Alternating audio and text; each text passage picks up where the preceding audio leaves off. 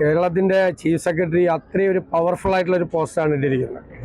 അത് സാധാരണ ആരും ധൈര്യം കാണിക്കാറില്ല, അങ്ങനെ അവരാ ധൈര്യം കാണിച്ചു. പക്ഷെ നമ്മൾ മനസ്സിലാക്കേണ്ടത് ഇത്രയും ഉന്നതമായ പദവിയിലിരിക്കുന്ന കേരളത്തിൻ്റെ ചീഫ് ഓഫ് സ്റ്റാഫായ ഒരു സീനിയർ IAS ഉദ്യോഗസ്ഥയ്ക്ക് പോലും അങ്ങനെ എഴുതേണ്ടി വന്നു എന്നുള്ളതാണ്.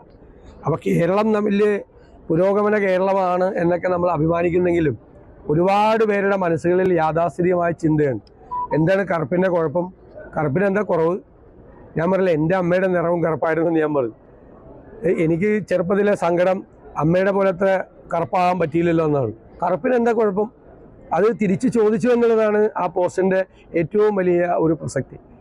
അതിലൊന്നും ഒരു കാര്യമില്ലാത്ത കാലമാണ്. മാത്രമല്ല, അങ്ങനെ ചിന്തിക്കുന്നത് പോലും പൊളിറ്റിക്കലി ഇൻകറക്റ്റാണ്. ആലോചിക്കാൻ പോലും വയ്യാത്ത ഇതാണ്.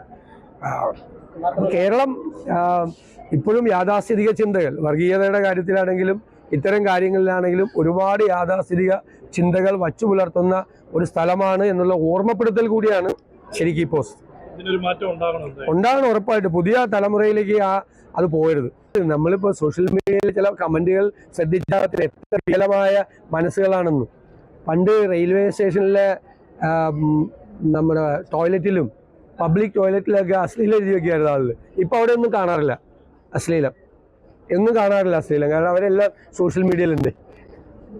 ഏറ്റവും പുതിയ വാർത്തകളും വിശേഷങ്ങളും വിരൽ തുമ്പിലറിയാൻ സീ മലയാളം ന്യൂസ് എല്ലാ ഡിജിറ്റൽ പ്ലാറ്റ്ഫോമുകളിലും ലഭ്യം.